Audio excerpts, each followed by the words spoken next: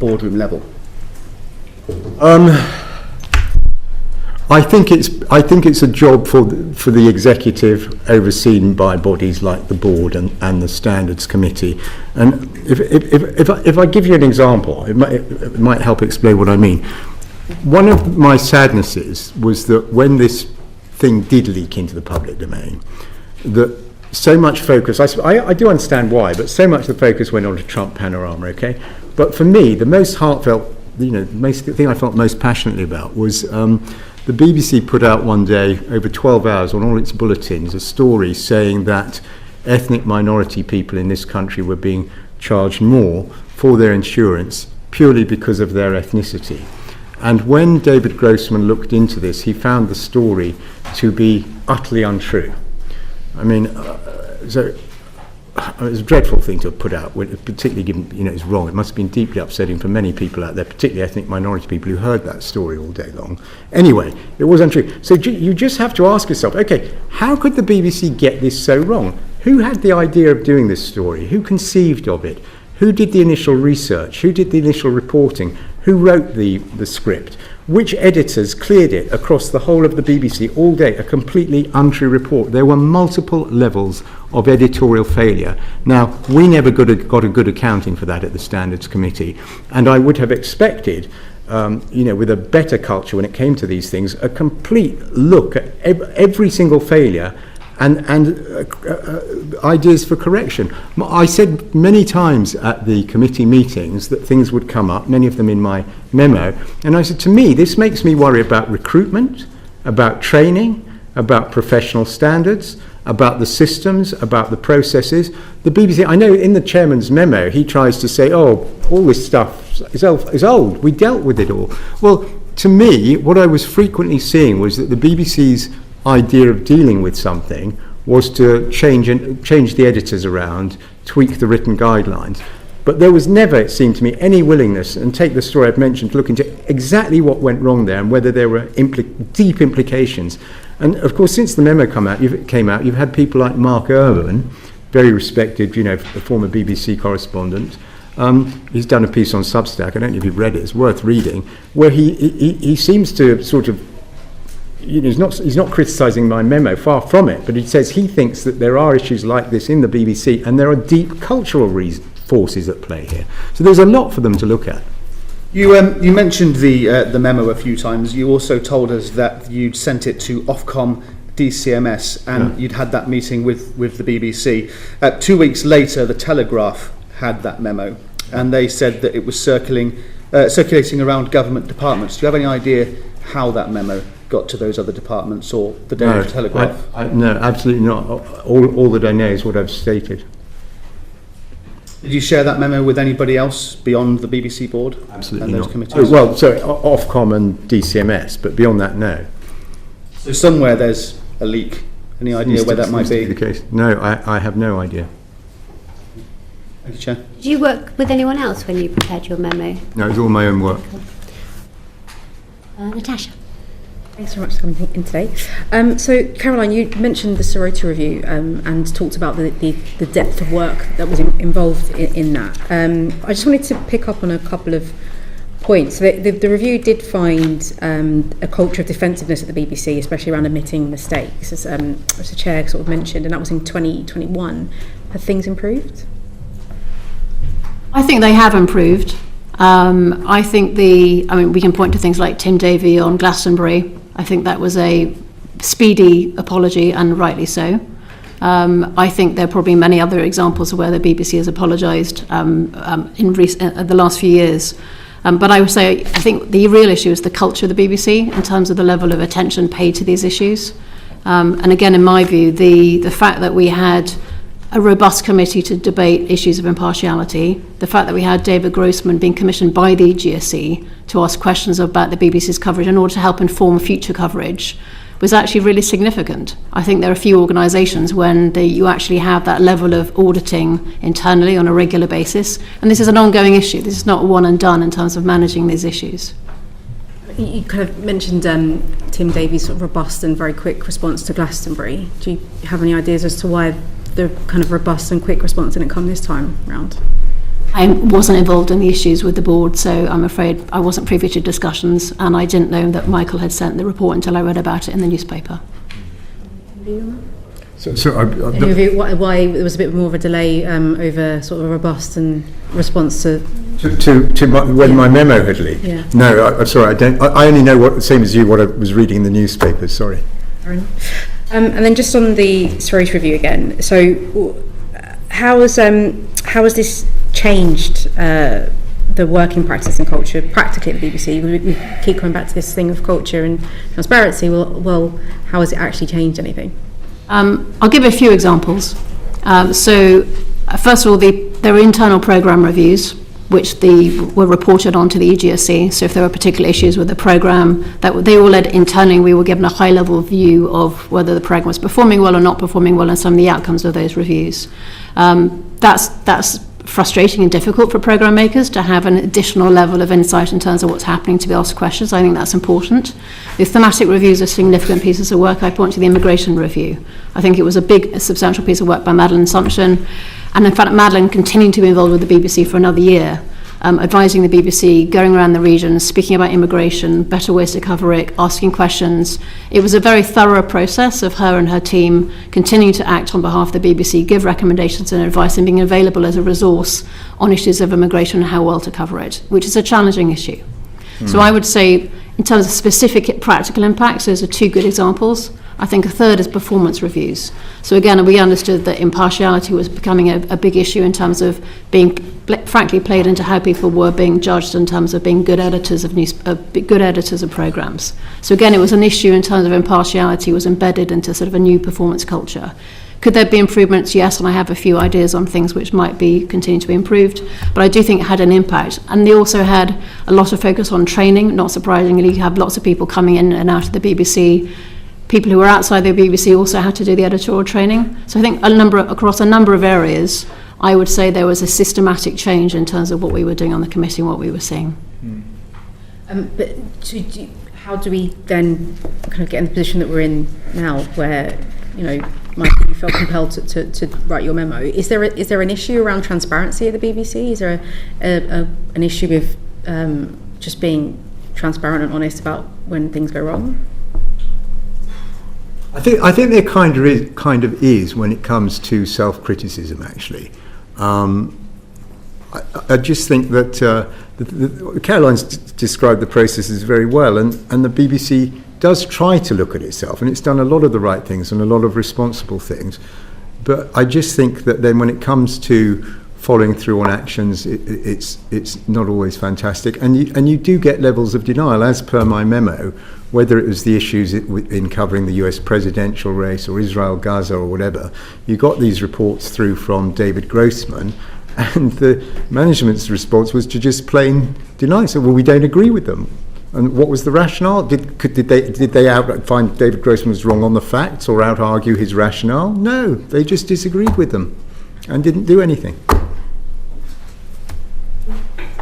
Do you think to what extent do you think there's an issue with the comms of the BBC? I mean, it feels like there's some kind of muscle memory of how to mishandle allegations of editorial mishaps and mistakes. Is there a problem with their communication? Because, you know, quite often you get a very defensive, very short statement that comes out in the initial period, and then a bit more sort of self-reflection and self-flagellation a bit further down the line. But to what extent is that just my perception? Well, it's a mighty big organisation, isn't it? And, you know, sometimes it is difficult to check out all the facts internally and make the most powerful statement that you can. I think it's more to do with what I suspect there's some cultural forces at work in the BBC. And I think, even as I sit here before you now, I just don't think the BBC's been very willing to look at things through that prism. You feel that there's a culture endemic in the BBC? I think there could be. No, I certainly do not claim to be an expert on this, and I already commended to the committee this piece by Mark Urban, who spent many, I think, decades probably in the BBC, and there are others. But the things we were seeing and the management reaction to some of the issues that I outline in my memo make me fear that that could be a component of what is going wrong. And that's why, at the start of this meeting, I kept referring to incipient problems, right? I don't think this is catastrophic yet, but I do think that it seemed that things were getting worse. That was my honest perspective, and I think it's hopefully reflected there in the memo that you'll have read. To what extent do you think it's that which undermines people's trust in the BBC? Well, trust in the BBC is a big subject, isn't it? I mean, it's not even all party political. You've got a, urban, rural bias, possibly a London focus, London values versus values outside of the capital. I mean, it's a lot there. You wish to expand? Well, on trust in the BBC. Well, I suppose simply, and this is kind of what my memo is about. I think the public expect the BBC to be honest, accurate, impartial, fair. It is most of the times. It needs to do a better job when it's caught out not being so. Would you say Would you say it was defensive? Would you say one of its headlines would be that the BBC is defensive? Yes, I would. So, for example, another thing. I'm not being boring, continually referring back to this memo, but another thing in my memo was that there's this strange episode where a group of Oxbridge historians calling themselves History Reclaimed said, look, every time there's this, not every time, I think they sample 4 or 5 programmes, but they said it's curious, because it was a carefully written report, they didn't overclaim. They were honest about the limited number of shows they'd watched. And they said, we do seem to notice a tendency that in all these shows, instead of getting the foremost historical expert in the field, they're getting people who are far more inexpert, and our suspicion is it's because they're giving them controversial quotes rather than the best take you could possibly get. And the BBC's, and as per my report, I thought this was interesting and should be looked into, because History Reclaimed also had a very simple fix, which was, could the BBC have another look at who they were inviting in from the field of historians to comment on things? That was it. Would the BBC listen? No. And in fact, there were then formal complaints from, I'm guessing, from readers who'd seen that report, based on the report, and the BBC rejected them all and accused History Reclaimed of cherry picking in a very snotty fashion. Well, History Reclaimed didn't claim to be doing more than that. They said, we've watched 4 or 5 problems, might be a problem here, could you take a look at it? The answer was, formal findings, you're wrong, we're not talking to you. Extraordinary. Do you think the BBC is arrogant? I'm sorry? Do you think the BBC is arrogant? Not institutionally, no. I think it's more... Look, when you run a big outfit like that, you'll all appreciate this, you've got to maintain staff morale, and the management have to be seen to be defending their own folks. And believe it or not, even after that memo, I totally get that. But they get it a little bit wrong, and I think that was an instance, and there are other instances in the memo. Thank you, Cam. Thanks, Chair. Mr. Prescott, do you think that the BBC is in a better place for the 3 resignations? Do you think public trust should be greater or lower for those 3 resignations? Ooh. It's very hard to answer, because I think the answer to that depends on each individual citizen's perception of what's gone on. You speak of culture, yeah. Which starts from the top, does it not? Yeah. Usually, yes. So, and you want to know bluntly whether I think it's better or worse for not having Tim Davie and the rest of them there, I guess. Well, look, let me answer this way. For what, I took no pleasure in those people feeling compelled to leave their jobs, number one. And as regards particularly Tim Davie, for what little use or worth this is to him now, firstly, I always liked the guy, and secondly, most importantly, to the extent that inexpert me can judge, he seemed to me to be doing a first-rate job across 80 or 90% of the portfolio. It was just that he had this blind spot on editorial failings. I think it's a bit of a tragedy he's gone. I thought he was a supreme talent, but he had this blind spot. Okay, thank you. Yeah. Michael, were you pleased that your memo found its way into the... No. Gosh. You're surprised? As I say, yeah, I was surprised. And first I was surprised. Secondly, as I think I said a little while ago, I was hoping this might be sorted out quietly, board, Ofcom DCMS. So that's one thing. Second thing is, again, I kind of alluded to this, given what, believe it or not, I was hoping this memo would do good and result in a better BBC being quietly achieved. And the fact it was in the Telegraph, no, I'm not criticising the Telegraph. I mean, they gave a lot of space, they took it very seriously. But in sort of ideological terms, the Telegraph appeals to a certain bit of the spectrum, and I think therefore the fact they broke the story became a bit of a barrier to people elsewhere on the political spectrum taking this as seriously or thinking this really was as straightforward as it seems. So that's my answer. And in terms of the comment that you just made about Tim Davie having a bit of a blind spot in an editorial sense, to what extent do you think that is simply because of the fact that that DG job is just too big for one person? I've been thinking for a while that it is, and what's happened to Tim confirms that. So again, look, I'm not here to claim I'm the biggest expert in the world on organisational design, but as you asked me, and I was an advisor to this committee, it seems to me, I think the BBC might be well advised to consider having an editor-in-chief on the one hand and a CEO on the other. Yeah. And I very well remember the period in the 80s when they did try that, and John Burt was at first not, in charge of the whole of the enterprise. They did split the role, and I think it's probably worth looking at that again. Do you have a view on that, Caroline? On Tim Davie, sorry. On splitting the role. Splitting the role. My role was an editorial advisor to the EGSC. I think the issues of whether the overall structure of the BBC and the governance for Tim versus the role is obviously for this committee and for the BBC board itself. It is a very large role and a very complicated role and very hard to get right consistently. And I think in previous times we've had a deputy director general of the BBC, and I think probably it's such a large role and a lot of issues that I think that might benefit from it. Is that how you'd rather see it split, a DG and a deputy DG, or would you rather, as Michael suggests, have an editor-in-chief alongside a DG? I don't really have a perspective on it. I mean, I have a personal view as an average person looking at this, but I don't believe. What's your personal view? I think my personal view is what I've just said, is I think it would be helpful to have, it's a large job with a lot of responsibilities, and it's an important institution to get this right.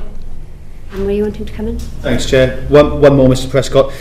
You spoke quite highly of Tim Davie. What was your relationship with, excuse if the mispronunciation that is oncoming, Shamit Banerjee? Did you have a relationship with him? No, I don't know the individual, no.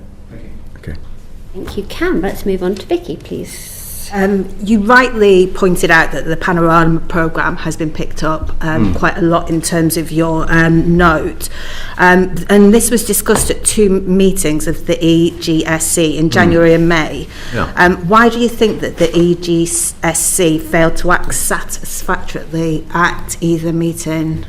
Well, at the first meeting, so if I, probably the best way to answer that, and it'll certainly help me give you a good answer, is if I go through the chronology. So I happened to be at home and I watched that Panorama. It struck me as having issues to do with balance. I didn't think it was quite what I might have expected. I still wasn't too bothered because I thought, that's quite an anti-Trump programme, but they'll probably be just as hard on Kamala Harris next week, and they weren't. So I mentioned this at the committee. David Grossman was asked to look into it all, and he came back in January with the findings, which are summarised in my memo. The BBC executive did not seem, how shall I put it, they did not seem very open to accepting what David was saying, and so they were asked, and they agreed. As I say, there was usually consensus on the committee. They very happily agreed to go away and come back with a written response, having, to the mind certainly of me and recollection of me, and I suspect others, seemed to be not open to accepting what David was saying, even though his findings were so stark. So they did come back in May with this written response. Again, parts of the written response are quoted in my memo, and it was black and white. The management did not accept there was a problem either overall with the US presidential coverage or with the Panorama programme. Simple as that. Just on that, can I just... sorry.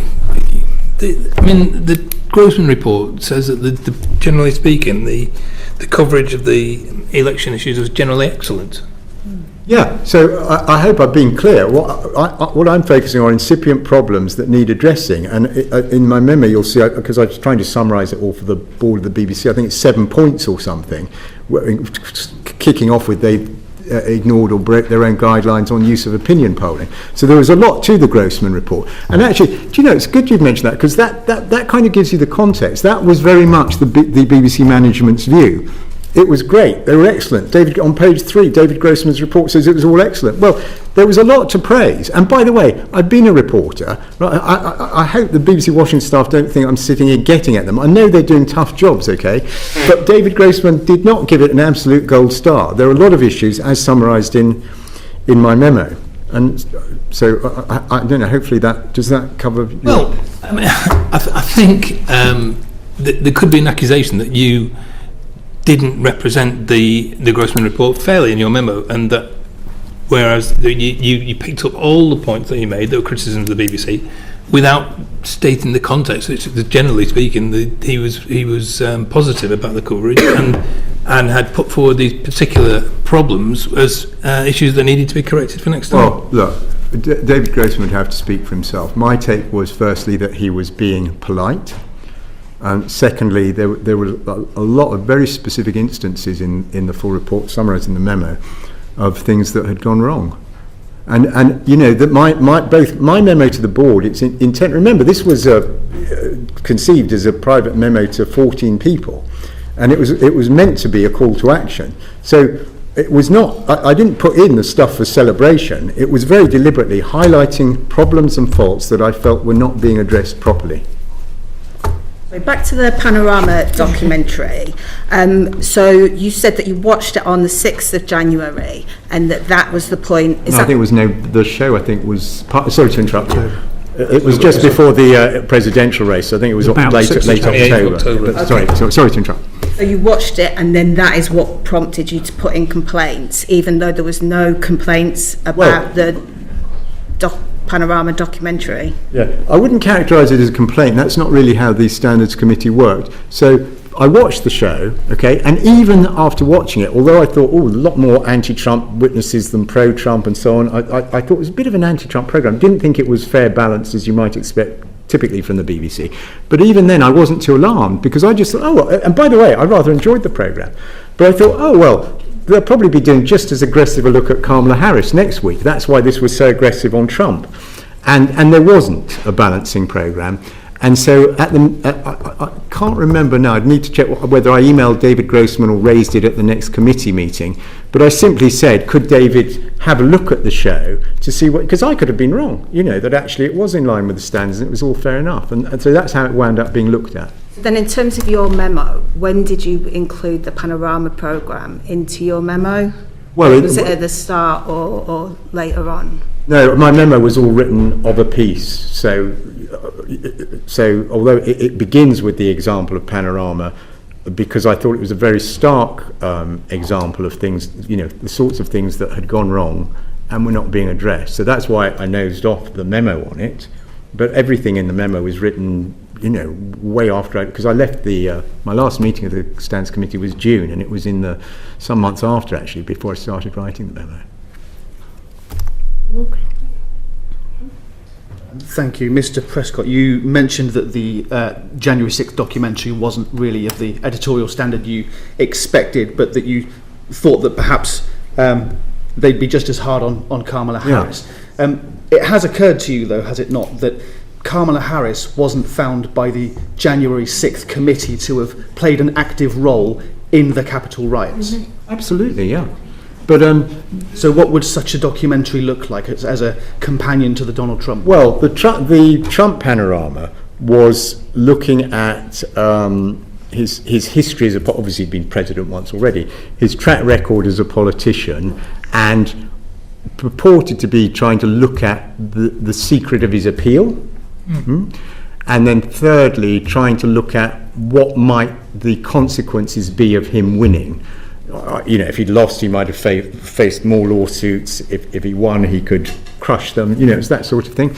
So an equivalent look at Kamala Harris might be, well, what is the secret of her, what is her track record? What is the secret of her political appeal? What would the consequences be if she won? So it's pretty straight up and down, really. Or to me it seems so. Thank you. Do you agree with Donald Trump's assertion that his reputation has been damaged by this documentary, considering, of course, that he was found to be a central figure in this insurrection, considering that he has been found by a civil court as being liable for sexual assault, that he's regularly boasted about sexual assault? Do you agree with Donald Trump that this documentary has harmed his image in some way? If I could answer in two parts, as it were. Firstly, I'm supposing, but you'll correct me if I'm wrong, I should probably restrain myself a little bit, given that there is a potentially legal action. All I can say is I can't think of anything I agree with Donald Trump on. Thank you. Yeah, thanks both. Very interesting. You've obviously got similar backgrounds in a way, Fleet Street and then the PR industry for a long time after that, but different conclusions as well. So fascinating. Thank you for both coming in. I just wondered, I think Jeff asked this earlier, so you were advising the EGSC. How did you hear about the job? Want me to go first? Do you want to go first? Just, I'm curious to know, probably a lot of our constituents would like to advise the BBC. Where does this get advertised? How did you hear about it? I don't know. Can I beg your indulgence and give you what may be a longer answer? A shorter one is probably better because, Okay. just really want to know how you got the job, not long anecdote. Just how did you hear of it? I come from a working class background, son of immigrants. I got into Oxford from the local state school partly because of the excellence of public service broadcasting. I used to quote the shows in my essays. So I've been passionate about public service broadcasting for decades. I read every spit and cough about the BBC. I followed the Martin Bashir scandal. I saw that Nicholas Sirota did a review. Caroline was part of it. And I saw in the newspapers that one of the recommendations was to create this post. And I thought, what a fantastic job. I'd love to get that. So I looked out for the advert and I applied. And it was advertised, Yes. Caroline, you Yeah, said. it was publicly advertised. Obviously, I was aware that they might create the role because it was one of the recommendations of the Sirota Review. And obviously, I was very interested in making sure the Sirota Review went somewhere. So I was very interested in making sure that the actions recommended by the Sirota Review were actually implemented. And I wanted to play a part in doing that. Okay, just curious to know. And also, I guess the Grossman researcher role, he's not here, is he? Curious to know where these things are advertised. I've never seen those adverts. Well, you're probably better directed at the chairman, because I don't know. It wasn't openly advertised, was it? I think that's one. I think it was an internal appointment, in effect, for a researcher, but you'd need to check with the Beeb. Okay, look. Just you said to us, Michael, that I think you say in your memo as well that you've never been part of a political party. You're a centrist dad. You have no axe to grind. I think it says somewhere. Hang on. You do not hold any hard and fast views on matters such as American politics. But if you go through the memo, there are some quite interesting terms. Lawfare is one that's used by the MAGA generation. That's used as fact. And I think you critique the word reproductive rights, which is fairly common currency. We talk about it in this parliament. So, it does feel, and you've said also that there should have been a programme equally aggressive towards Kamala Harris. Isn't this a weird sort of equivalence? Because Trump had a term as president. He had been found guilty of incitement. And we know that edit was wrong. That was very wrong. They should have indicated, like a ... you would in journalism, that these are two different parts of the speech. But I don't know. There are some people making conclusions. If you look at the things in the dossier, what have we got here? We've got Trump defence. We've got trans. We've got Gaza. Are they not all from one sort of perspective, these comments? Oh gosh, thank you for the question. There's quite a lot there. On the selection of things that are in my memo and that David Grossman looked at, and you can check this with the BBC, I think there was only one that I suggested be looked at. So that menu that you're referring to and saying it was a curious selection, it was unanimous. Those topics for David to look at were unanimously agreed by the whole committee, so they're not mine.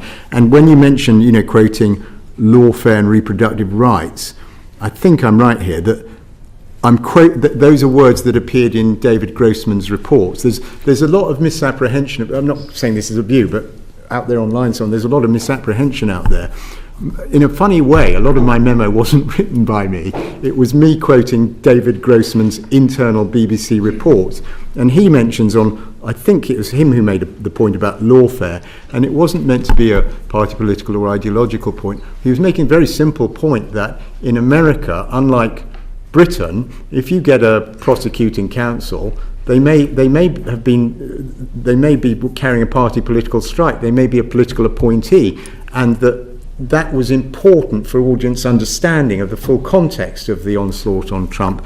Reproductive rights was in his American election report, where he was making the point that if correspondents use those terms as common parlance, there's a danger that you alienate part of the viewership who don't use that language. But this was all stuff these were not my views. These were all, me quoting from the internal BBC reports. Caroline, isn't it the duty of all people on the board and the advisors to the board to represent all licence payers, and that's millions and millions of people? It just looks like these particular hobby horse culture war issues have been selected in one direction.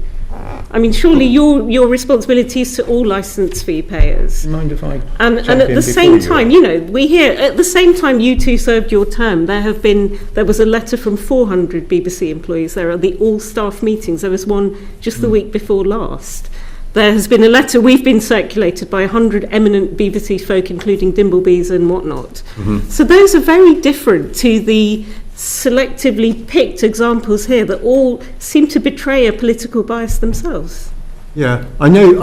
I've seen that point of view expressed online and so on. Matthew Parris, if you look at him, you're giving us articles in The Spectator. His view of the Trump documentary, which I watched last night, 12 seconds within a 70-minute show. It was wrong, it was a bad edit, but I'm sure there's loads in there Trump would have liked. The MAGA superfans showing their adoration for him. This idea that there was a sort of ideological or party political skew to the work that was going on, I don't think it's actually entirely fair. And you've got to realise that when those reports were commissioned, we did not know what was going to come back. So if you take, for example, the BBC's coverage of US presidential elections, okay, when the committee asked David to look at this, he could have come back with a completely clean bill of health. It's possible. He largely did. Well, okay, hang on. It's possible I suppose, to conceive that he might have come back saying, you know what, we were a bit unfair on Kamala Harris because Trump is so bombastic and says such outrageous things. There's no equivalence there. Okay. So you could. I'm just asking you.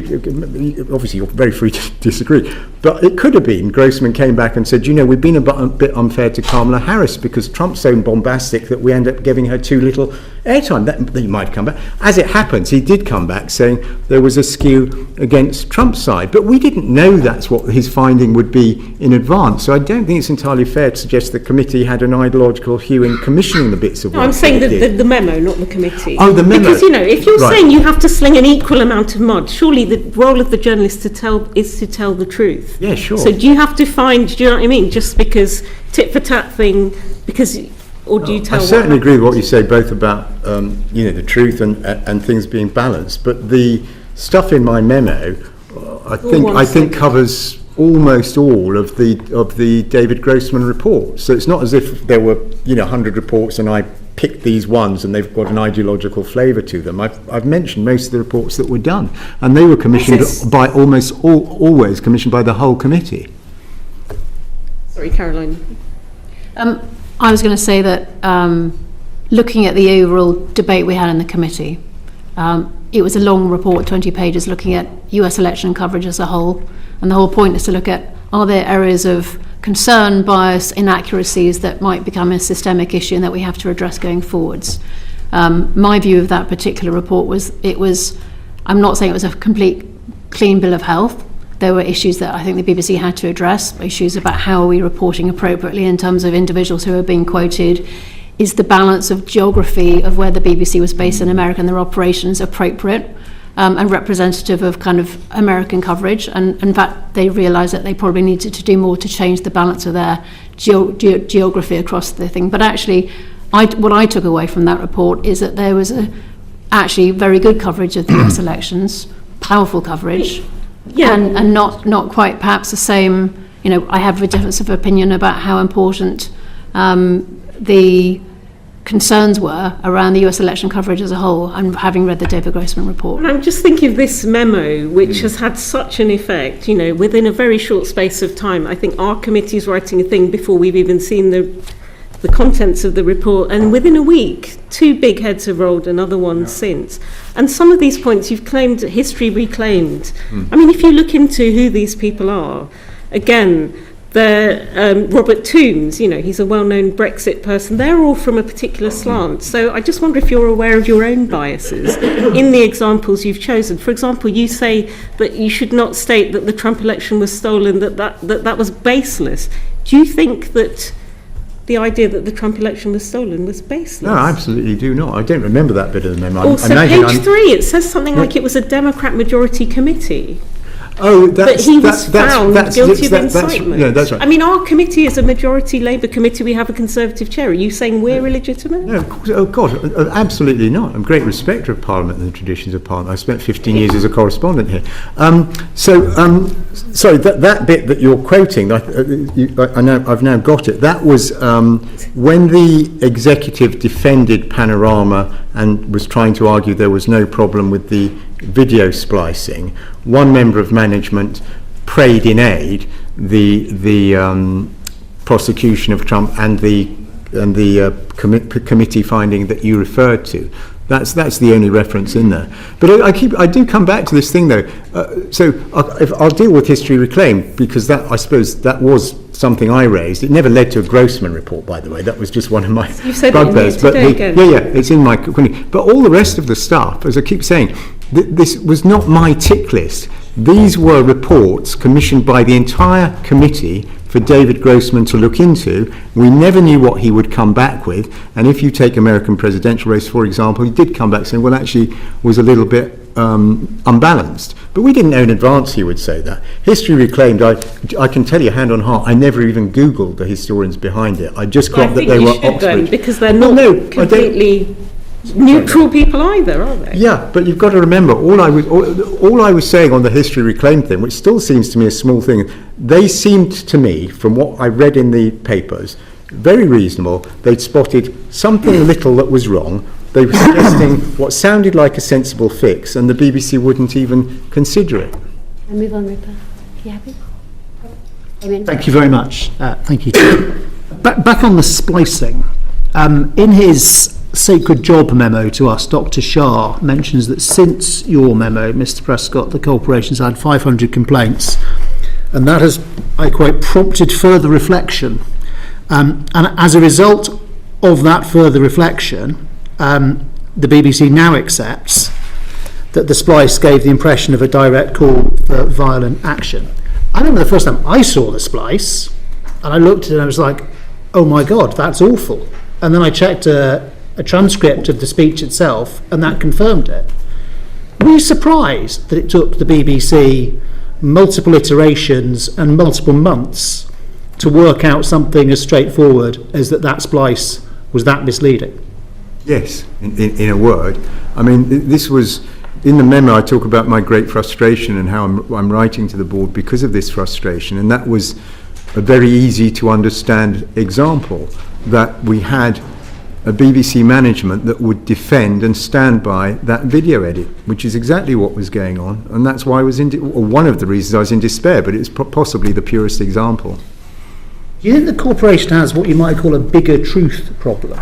That there's a bigger truth that the vast majority of BBC output is good, therefore it's less important when something is misleading? Or indeed on the specific episode of Panorama, there was a bigger truth that the programme was trying to get across about that day and Capitol Hill and the character of President Trump, and therefore it didn't matter so much that this thing was spliced in a way that specific impression was clearly so misleading? Well, I think the truth is we still don't know what went on within the Panorama production team, whether it was some weird kind of accident or someone working under pressure. We just don't know. But as regards the wider BBC, I mean, I've had and people I know and don't know, texting me, emailing me and so on, who clearly appalled by that. So I don't think it's a bigger problem. It was just this curious management blind spot. But obviously it wasn't just a management blind spot. I mean, lots of people must have had a blind spot. I mean, starting with the person who did it, then whoever was editing it, a producer, presumably somebody straight away. I mean, obviously it didn't get the most massive audience because people in general didn't spot it, but many people must have seen it. Then your committee saw it. Then it went up to the board. A lot of people apparently had a blind spot. This is one of the most curious things about the whole saga, actually. So I watched the programme, as I said. I certainly didn't spot that the video had been spliced. I had no idea. And I doubt. Very good splice job. It's interesting. It's interesting if you did, but I no, I didn't. It was an extremely good splice job. Okay, so where you couldn't see the scene. That's the point. And you didn't realise it had happened. And when I asked for the Panorama to be looked into, it was for reasons other than the video splicing. I thought there were other issues with it. But when the report came back, it just so because David Grossman, ex-Newsnight, very respected, proper, fabulous BBC correspondent, he'd also done time covering the US presidential election. So it was one of those weird coincidences that the person who was asked by the Standards Committee to go and do a deep dive into the Panorama, was steeped in this material because he'd been out there covering it. And it was he who spotted the video splice. It's quite possible if it had been someone else asked to do a deep dive into Panorama, they might have come back still not spotting that. It was a curious turn of events. That was when? That was in time for the January meeting. Yes, that's right. An awful lot of time has passed between January and November. So there still were a lot of people had a blind spot. So after this thing had been identified, I don't mean a literal blind spot, they didn't spot the splice. I don't think anybody spotted the splice. But having been brought to people's attention, a lot of people apparently overlooked it. Until, as Dr. Shah says, having had 500 complaints after your memo, there's been a period of reflection. As I say, so I keep using this term blind spot. You can use the terminology you want. You know, they had a lack of sensitivity. They just had a different view about the video splice. And I wonder if I might just finally ask both of you, if you would agree that actually it's people who would like to see the demise of the BBC. They are the ones. Me, by the way. No. I want it to be strong. Just let me finish my sentence, if you will. Sorry, beg your so pardon. it is people who would wish to see the demise of the BBC. They are the ones who ought to downplay this incident. And people who love the BBC and think the BBC has a more important role than ever in the information meltdown and mosh pit and misinformation, disinformation, they are the ones who will say that when an incident like this comes along, it must be taken with the absolute utmost seriousness. Yeah, that sounds a very sensible point to me. I mean, people who love and support the BBC, we want the BBC to be at its best, and that's what this whole thing's been about. Obviously, issues of trust are foundational to the BBC.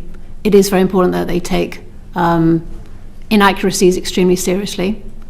I would say, I mean, to echo Samir Shah, it was regrettable that this wasn't recognised at the time, and it was too late to, even though Panorama was alerted to this, I think it was too late by the BBC to actually take action on it. But I would point you to the fact, in the committee at the time, it was a 20-page report, and the debate was really about a much broader, comprehensive view about US election coverage. It wasn't to try and micromanage a particular programme edit. And individual issues were typically dealt with by the editorial complaints unit if there was an inaccuracy. I'm asking her about a principle, so I was asking about the splice, that is correct, but you could apply the same question to a number of other things in the memo. My question was really, isn't it the case that for all the 99-point-something% of output, which is very high quality and unquestionable, isn't it the case that if you really, really care about the future of the BBC, you really, really have to care about the 0-point-something% that goes wrong, take it absolutely as seriously as it warrants?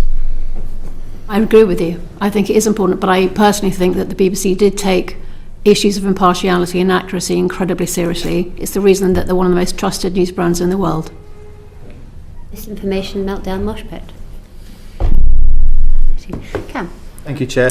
Mr. Prescott, I happen to agree that it's a catalogue of interesting circumstances that this documentary aired through such a large editorial process. So the question that I want to know the answer to is, prior to it airing, did this documentary deviate from the standard editorial or auditing processes in any way? The short answer to that is I don't know, and that's exactly the kind of thing I was hoping that the BBC would look into. Who would know? Who would? Well, I guess that your best witness will be the next one. The BBC chairman may know about that. I only know what I saw on the screen, and then what David Grossman reported upon. Thank you. I just realised you didn't quite answer my last question. Do you agree that Donald Trump's reputation has been tarnished by this documentary? Probably not. You don't agree with him? Thank you. Caroline, I've largely not spoken with you yet. Apologies. Have you seen David Grossman's report? Have you read it? Yes. Have you read Michael's memo? Yes. Would you agree that Michael's memo was an accurate reflection or response to that Grossman report? I would say that Michael's memo does not provide a comprehensive view of what was in the David Grossman report. What do you think was missing? I think the David Grossman report covered a lot of ground, significant areas like the coverage of the election and the use of polling, issues like who was being represented on programmes, issues of impartiality. There was obviously a BBC response to it as well, which was also significant. They did engage with each of the details of the David Grossman report. I don't think Michael's account is a personal account rather than a comprehensive review of everything that was covered in the committee. You describe it as biased? I would not choose to characterise it that way. I think it's a personal account of what Michael wanted to bring before the board.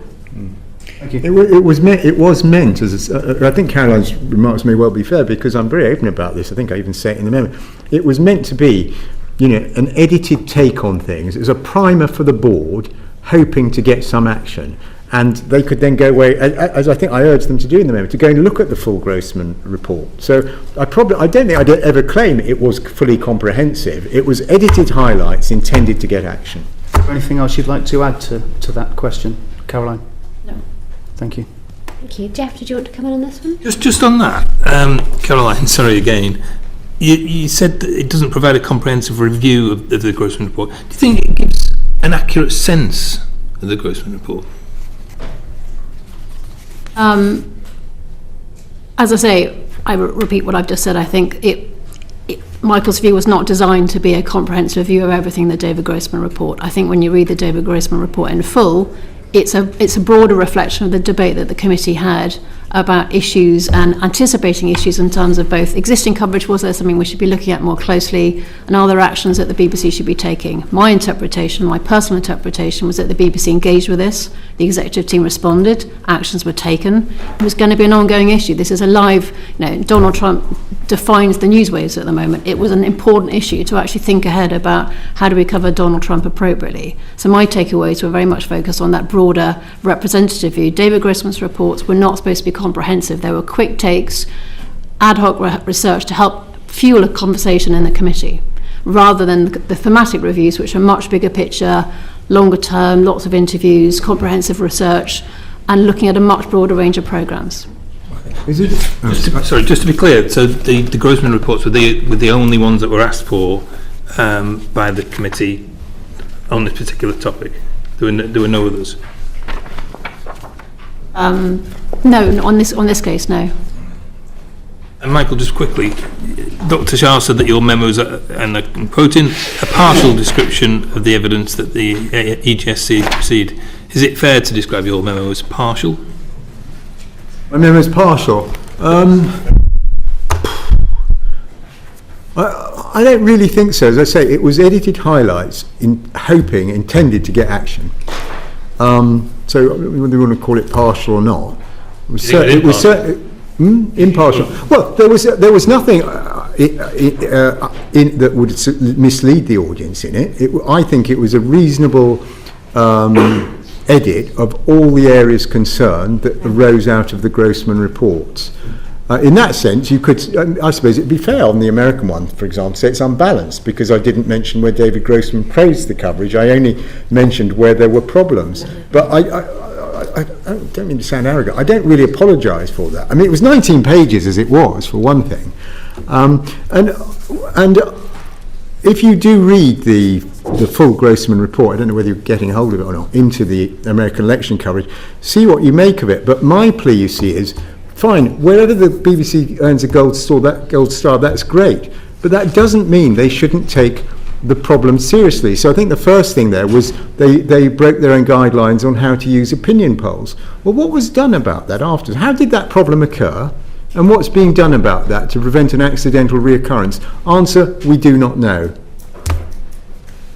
I think would you agree though that they have acknowledged that was an issue? I'm just looking at a quote saying the one significant exception to our usually excellent record of reporting polling. So that particular problem with that particular poll was acknowledged.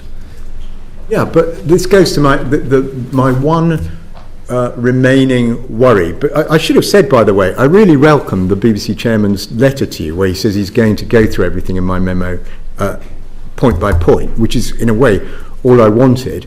The one worry I still have is, will the BBC do that, treating every issue there as if it is a systemic problem until they can prove that it's not?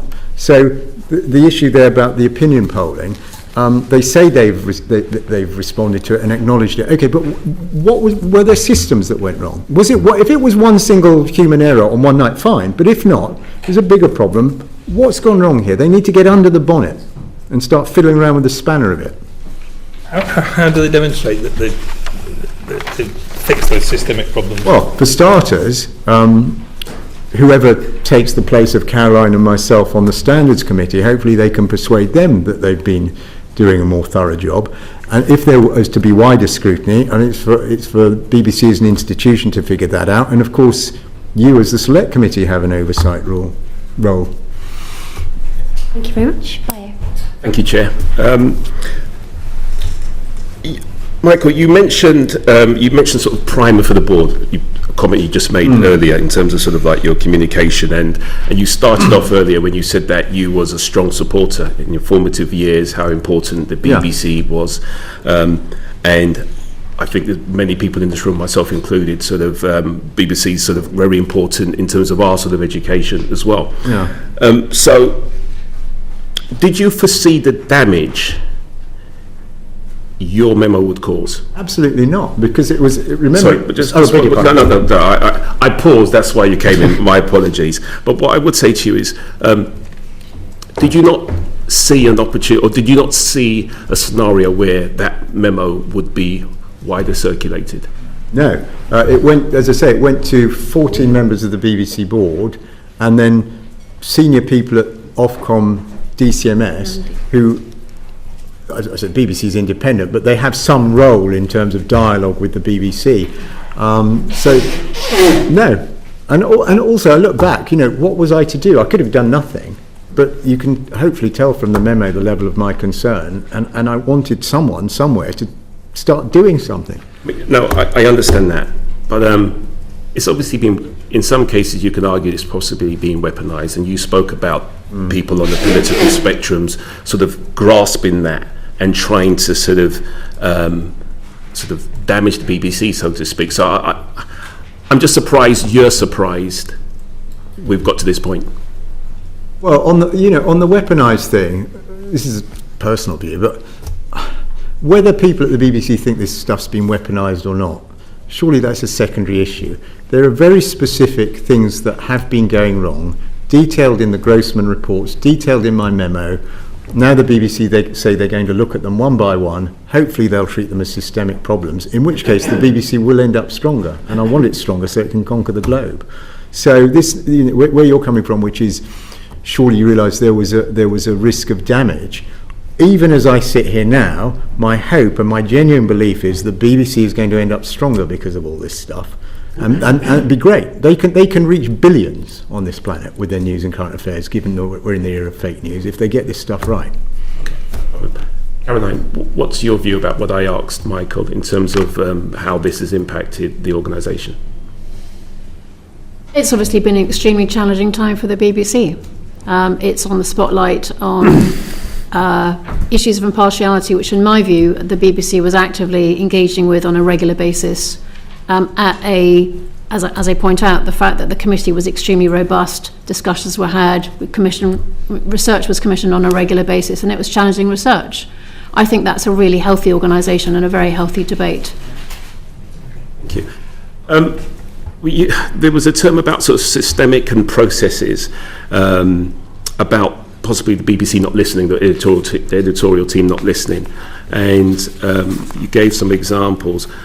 And one of the examples was about the insurance, about that sort of misrepresentation and that ethnic minority sort of penalty. Yeah.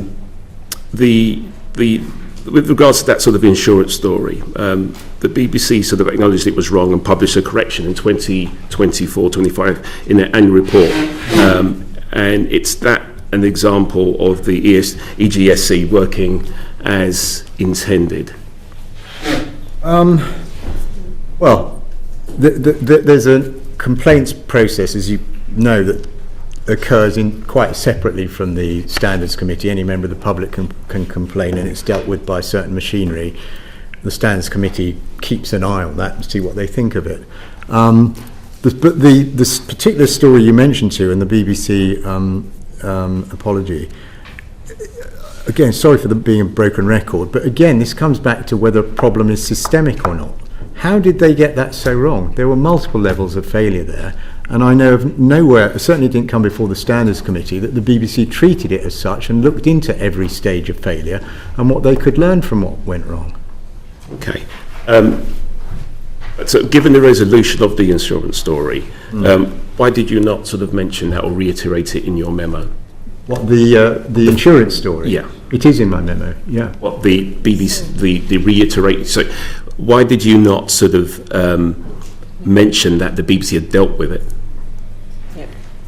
Because the point I was trying to make to the board was the same one I'm trying to make to you, and I think I'd run through the possible levels of editorial failure, who commissioned it, what did the programme editors make of this before it went out, where was the professional scepticism over this claim. So I was trying to make the point to the board, I think the BBC should look at that, among many others, as if it's a systemic problem, and I wanted them to support me in that notion. Caroline, can you give me an example where the EGSE sort of considered a subject that concerned you and reached a consensus that you were satisfied with? Sorry, just to clarify that I wasn't satisfied with. That you were satisfied with. I think on the insurance, I'm just picking up that one straight away. Action was taken. There was a debate at the board. It was embarrassing for the team in terms of their understanding of data journalism. There were further actions taken about actually doing more training within the BBC about how to understand probability and really proper economics understanding across some of the team. There were new people put in terms of the data science team. So I think, in my view, that counts as action and significant action from the EGSC. If it hadn't come up in the EGSC, it probably would have come up via the editorial complaints unit if there had been concerns, which obviously is another part. It's another part of our monitoring. It's not just this committee, but the editorial complaints unit also has a significant role in looking in issues of inaccuracy. I think another example I can bring up is we looked at the role of BBC Verify and the sort of issues of misinformation at the BBC, and are there issues in terms of complaints coming in that actually show that we should be concerned about whether reporters were falling for fake news. In my view, I think we should be spending a lot of time on those issues, and going forward, if I had one piece of advice for Chris Hall, it's actually that you have longer, deeper dives into some of these really big existential issues for the BBC's journalism, and it really matters to get that right. So we can, particularly in an era when trust is incredibly important, and when the internet is becoming a source of massive scale misinformation. So in my view, I think the BBC engaged that on the last 3 years. We did have conversations about that. I like to see the BBC having even more focus on that going forwards, and a wider frame of views and more deeper dives on issues like that. Okay, thank you. Michael, last question. Any other examples where you feel that the committee operated by consensus? In a funny way, in my mind, it probably operated by consensus on almost everything, the exception being, and of course it's the glaring, that's why we're all here, the exception being management's response to some of the David Grossman's more critical findings, where there wasn't a consensus. The management went one way. There were some members of the committee who remained unhappy with it, and you can clearly see I remained unhappy with it. Thank you. Thanks, Bio. Sorry, just very, very quickly. So given that there was an investigation into the insurance piece, given that an action was taken, given that the BBC acknowledged there was an issue, I'm wondering how much is that systemic or just a cock-up, rather like conspiracy versus cock-up? Is it just a mistake was made, the BBC investigated, it was corrected, and then if it had, because action was taken, why did you feel the need to put it into your memo? Oh, because, right, so to me, sort of journalistic error might be I misspell someone's name or I get the date wrong, an error. And of course, by the way, errors occur. I really don't want to come across someone who thinks otherwise or is intolerant of the occasional human failure. But this report was way more than that, okay? So the BBC launched this service called Verify, clues in the name. It's supposed to be even better than your ordinary BBC. It'll check everything out, hard data. And to launch Verify, one of the things that happened was that this report was emblazoned across the BBC Breakfast, Lunchtime News, 6 o'clock news, all the bulletins. This was a big deal at the BBC. We've got a shocking new exclusive for the world. And what went wrong cannot have been surely one person's error. How did they have this notion to study this idea that insurance companies would be charging ethnic minority people more? Who compiled the report? Who checked it? Who edited it? Which output editor said it was okay? Of all the people across the BBC who heard that report, was there no professional scepticism? Geez, we'd better have another look at that. This was multiple levels of failure. And that's why I put it in the memo. Caroline's just outlined that better training has been put in place for data analysis, because look, anyone can look at a spreadsheet and come up with an answer for anything. So she's outlined the actions that were taken off the back of that, a clear failure. Where that has happened, is that not the BBC behaving in the way it should behave? Yeah, thank you. It's a great question, because this is you zeroed right in on an area of potential continuing disagreement between me and the BBC. So you see, you probably get more of this from the chairman. So yeah, on that one they organised some retraining. They had a look into their use of statistics. To me, now feel free to disagree with me. To me, just not enough. This was a horrendous and embarrassing error, one, by the way, that could have damaged community relations in this country. I mean, if you're a black teenager sitting at home all day listening to that stuff, how would it make you feel? And it was all untrue. So I think they should have had what you might call a full-on inquest, and I'm not clear they ever did. Okay. Can I just quickly talk to you about BBC Arabic? It comes in for some quite heavy criticism in your memo. We know the BBC Arabic, on average, are having to apologise for around about 2 articles a week at the moment. But in answer to our letter, the BBC, the chairman, said that they are determined to attempt to tackle the underlying problems identified by both the EGSE and Mr. Prescott. Are those steps sufficient, Michael? Well, in my view, it depends what he means by that, but I take him to be in good faith, and I'm delighted by that promise. I alluded in the memo to how, vis-a-vis BBC Arabic, I think I put a phrase in, there have been some changes of personnel, a measure in which the Director General seems to place great faith. Because, yet again, you see, my view is just switching out an editor or two is not enough. When you've got such shocking catalogue of seeming errors, there must be more going wrong than just the editor on that day wasn't quite up to the job. Yeah, thanks. So we've established that the two of you, it was advertised. The David Grossman role was internal.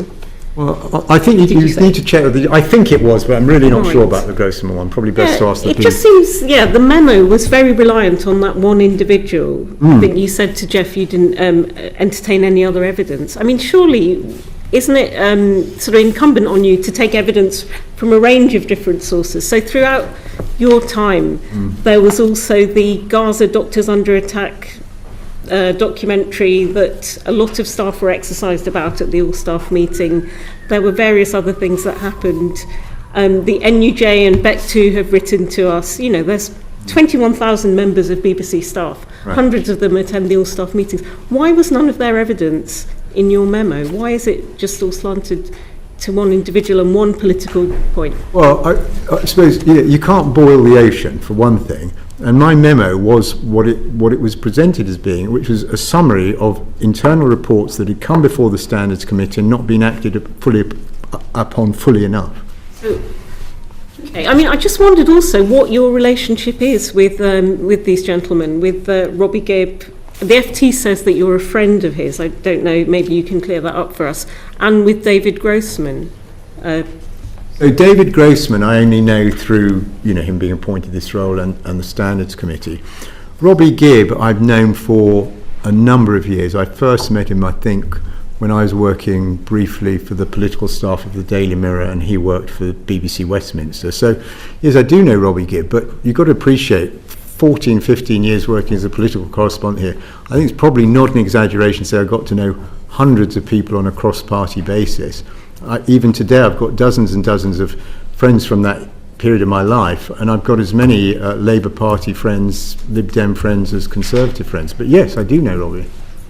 And would you call him a friend? Because there's all these rumours swirling around. Yes, I think that's a fair description, yeah. Okay, and would you be prepared to publish communications between the two of you in the sort of lead up to the appointment and since the memo? To the EGSC? To the committee, to us. Sorry, would you be prepared to publish what? Communications that you had in the run-up to getting the job, maybe to squash some rumours that are out there. And since the memo was published, which mysteriously found its way into the Telegraph, nobody quite knows how. Well, on the first of your things, the editorial, getting the job on the Standards Committee, that was openly advertised, and it was an open competitive process, so I'm not sure quite what it is. Yeah, no, the question was, would you publish communications that you had, emails? Well, that's quite a precedent you're asking me to set. What I'm happy to do is say to you that I've had, for example, I haven't seen, my last meeting of the Standards Committee was in June. I haven't seen him since then. I think I've had one conversation with him since then. That's it. Okay, that's good to know. Mr. Prescott, can you understand why somebody might find it suspicious that somebody who is described as a friend might have a role in that individual's appointment? Yeah, look, I think that's a fair enough question, but... if that's a fair enough question, then will you submit the documentation that my... Well, like I said, it's quite a precedent to set, but let me answer your question directly. So I applied for the Standards Committee position as described. There was then, you had to put in written submission, written thing, and then there's an interview. The interview panel was 4 people, one of whom was from HR. Now, you feel free to criticise me.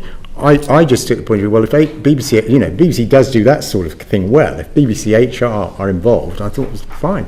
I'm not criticising you. I'm just suggesting that it's interesting that somebody you've described as a friend had a role in your appointment. You don't think that's unusual? Well, I suppose the thing is, if you operate in this country, in the sphere of politics, the media and so on, it's not that unusual to come across people you know. I mean, it happens all the time. So unusual, well, I don't know. Can I ask, Michael, even a memo warning about issues of impartiality has issues with selective quoting and perceptions of bias, is there any hope that anyone can ever be an effective and trusted arbiter of impartiality? Well, the BBC gets as close as any organisation in the world ever has, and I think it is achievable so long as you're open, transparent, honest, and here, this is in a sense what this session's about, isn't it? And you're willing to take it on the chin when you get it wrong and look into what's gone wrong thoroughly and put in a full programme of reform if needed. So I think it's achievable enough. And by the way, the BBC is the best positioned organisation in the world to do that, even with everything we're discussing. It might be. That brings us to an end. Can I thank you so much for appearing in front of us this afternoon and for all your time. Is there anything that either of you would like to conclude with before we end today? Caroline? I don't think so, but thank you so much. I'd just say a big thank you, because obviously this has been all over the news for whatever it is, 3 weeks now. I've deliberately avoided the media for numerous reasons, but not least because I have great respect for Parliament, and also a session like this, you can go through things so much more thoroughly than one media interview, so I'm really appreciative. We're very grateful for both of you for coming in to see us this afternoon and for answering all our very many questions. We're now going to briefly suspend the meeting to allow the next panel to come in. Thank you very much. Order, order.